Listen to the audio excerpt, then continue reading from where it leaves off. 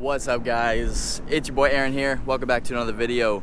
Today, got something pretty interesting we're gonna install. Finally, we're gonna install it. I've been talking to you guys about a sort of like a safety mod that I'm gonna be installing, and I know that last video when we installed the headers wasn't really a safety thing. That video, my intentions were to fix the oil leak supposedly coming from my rear main seal between the transmission and the engine. That was supposedly gonna be a big job. We realized that it wasn't leaking from there. It was actually leaking from one of my camshaft sensors, as well as my driver's side valve cover. I still gotta fix those, but that's gonna be another time. Today, we're gonna be installing the Z1 Motorsports oil cooler for the G35. It's made for the G35 as well as the 350Zs.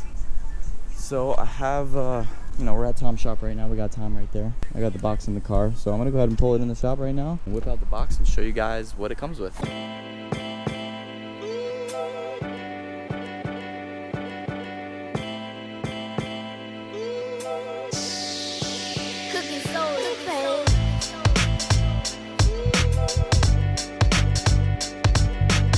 Okay guys, so here we have the Z1 oil cooler. Looks pretty nice. I was thinking about going with the Mishimoto. However, this one was a little bit cheaper and it's black and it looks pretty sweet. And it'll do the same exact job. Really high quality type of cooler. You can tell by the braided oil lines. These are looking pretty sick. I'm pretty excited to get this on. We have the oil filter adapter right here. And we have some brackets right here with some instructions that we can use to install it. I think that this was made to fit specifically in a certain spot on the 350Zs and the G35. So I'm gonna try and find that spot. We're gonna put the car in the lift. I'm gonna try not to remove the bumper, but we do have the splash guard already removed. So I'm gonna try and see if I can get it in there without removing the bumper.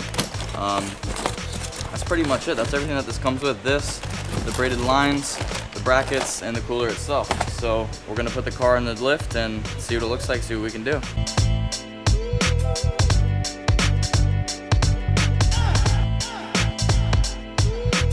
So I was watching a video on someone installing the Mishimoto oil cooler. He was installing these brackets. I'm not exactly sure how they go on, so I'm gonna go ahead and read these instructions and I'll get back to you guys. So we got the instructions right here. It shows you everything that it comes with. Comes with the brackets and hardware, the upper bracket, the cooler line set, cooler core, and a bunch of other bullshit that I'm not gonna go over because we're just gonna go ahead and slap it on there. So number one, apply the parking brake. Properly raise and support your G or Z using jack stands, but fuck that, we gotta lift. Raise the vehicle's hood. Shit, probably should have done that before I put it on the lift. Disconnect the negative battery terminal. See, they want you to remove the bumper so that you can have access to everything right here. They also want you to remove the passenger side fender liner, which I don't really feel like doing, so I don't know if I have to. I don't know. So first we have to attach the bracket to the oil cooler, so let's go ahead and do that right now. We got the bracket right here, and we got the oil cooler right here. I'm assuming it attaches something like that. Bruh. Bruh. We got the bracket attached. In this position, the upper bracket will be affixed to the left side of the don't understand. Alright, so here's the deal. We are right under the car. We got the bumper right here. So instead of removing the bumper, because what we have to do, we have to drill out holes right here and drill out another hole right there. This way, we can utilize that hole in the middle for the bracket on the oil cooler. Use this as a left bracket. Use that as the right bolt for the bracket. So what I'm gonna do is I'm gonna remove this mesh instead of removing the bumper. So I'm gonna take out these screws so I can remove the mesh, come from behind it, put the drill in there, and drill out the holes. Let's see if it works. But yeah, pretty much the bracket's gonna be held down right here through the fiberglass. I gotta be really careful when I'm drilling so that it doesn't go into the radiator. So be really careful drilling out those holes. Pop in the rivets, then pop in the bolts. The upper bracket on the oil cooler, which is right here, that is going to attach way up here to the hole that's way up there. Can't really see it, but I'll show you guys. So we're gonna start drilling. I'm gonna remove the mesh first. Let's do it.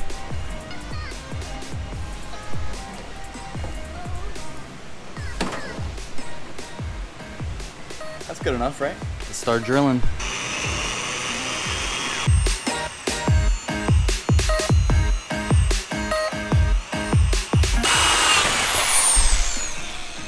A little hard to see, but you can see the rivet right there. The other one over here on this side.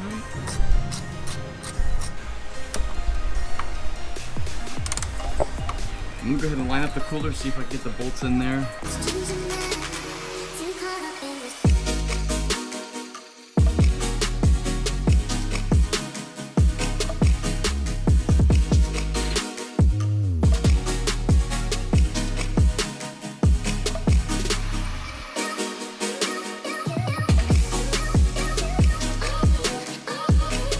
excited for the oil cooler?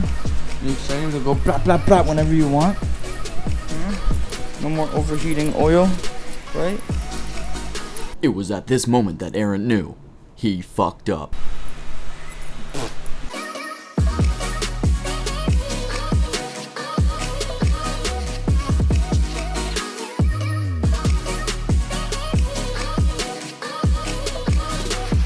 Alright, check it out. We got the sandwich plate in there. Gotta put the oil filter back on.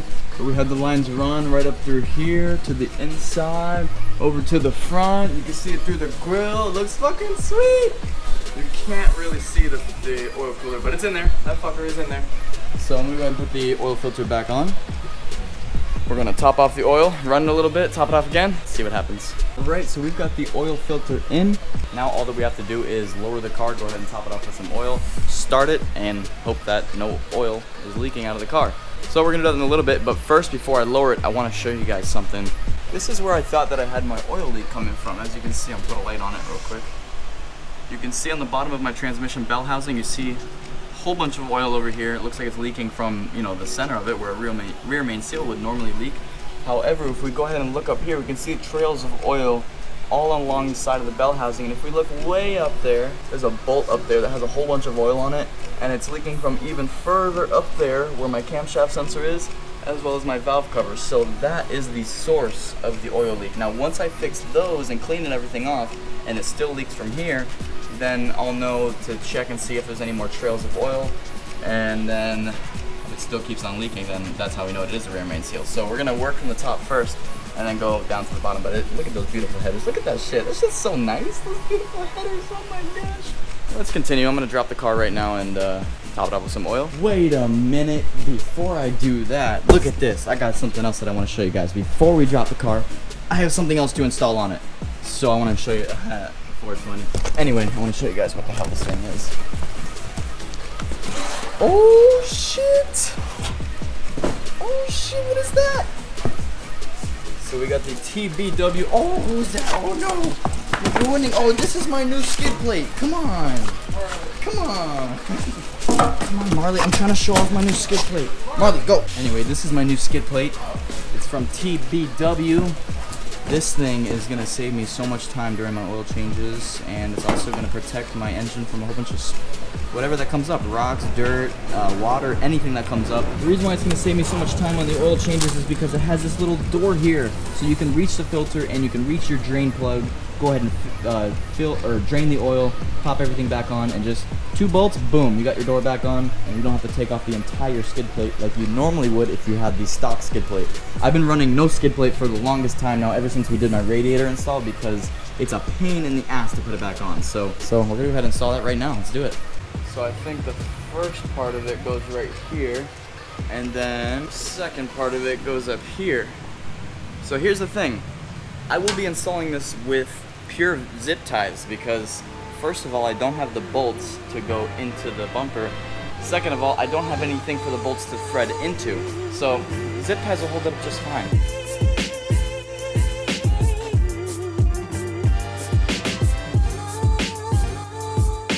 Okay guys, so it turns out we are not going to be installing the major part of the skid plate today. We just put the front part of it on.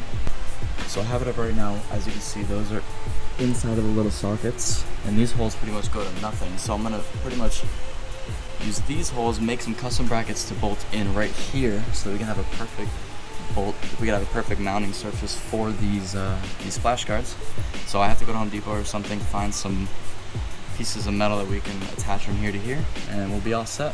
And then I have bolts I can put along the side, and then we'll be zip tying this middle part. So we're gonna save that for another day once we have all of the parts, but since I do still have an oil leak, it's probably better to keep it off anyway until I fix the oil leak. So now we're gonna go ahead and drop it on the floor. We're gonna top it off with some oil, see if it runs, see if it leaks, we'll see. Let's do it.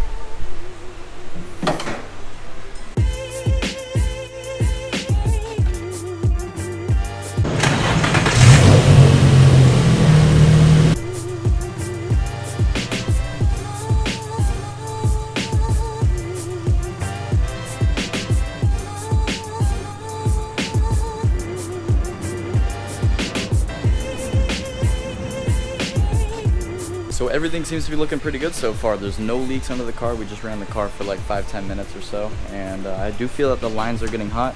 I checked all of the connections, everything's feeling good. The lines are actually pretty hot now, so the oil is definitely passing through it, so that is a very good sign. There's no leaks, we're looking good. So I just turned off the car. I'm gonna let it sit for a little bit, let it cool down a little bit. I'm gonna check the oil level again just to make sure, because being that there's an oil cooler in the car now, you're gonna need a lot more oil to top it off, probably like another quart or so. So I'm gonna check the oil level and we're gonna see what we're gonna do.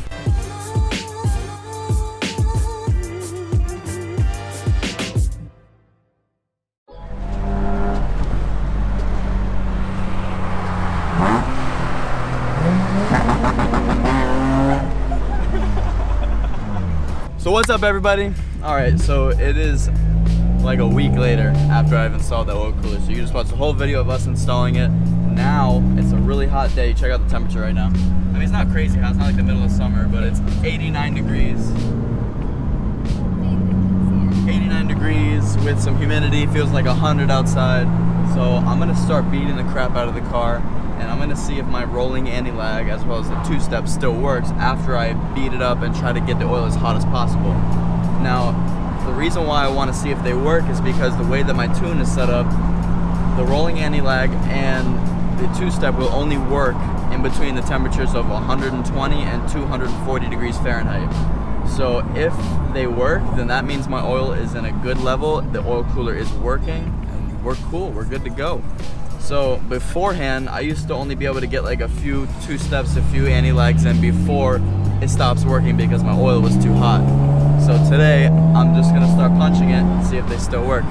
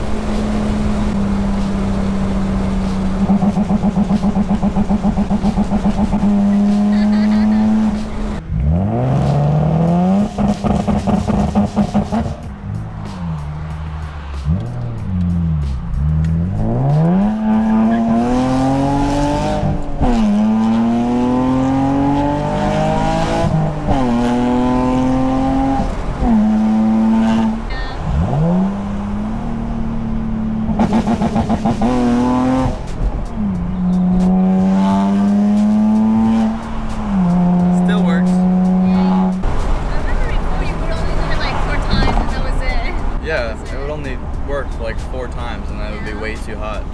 But that oil cooler is working. And I can tell just in performance, like after my car gets hot, it doesn't get sluggish. It still performs at like peak.